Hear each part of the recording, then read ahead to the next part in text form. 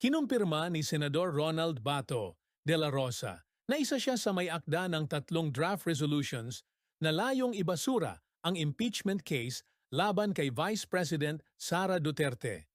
Aniya, maaaring pag-isahin ang mga draft para makabuo ng pinakamahusay na bersyon at target niyang maisampa ito sa mga susunod na araw.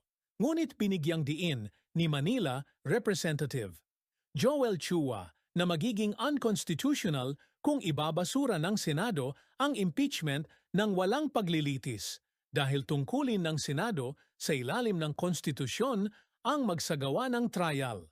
Inakusahan si Duterte ng high crimes gaya ng korupsyon at umano'y sabwatang pagpatay.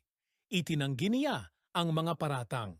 Gaganapin ang botohan sa Hunyo 11 upang pagdesisyunan kung itutuloy ang paglilitis sa susunod na Kongreso.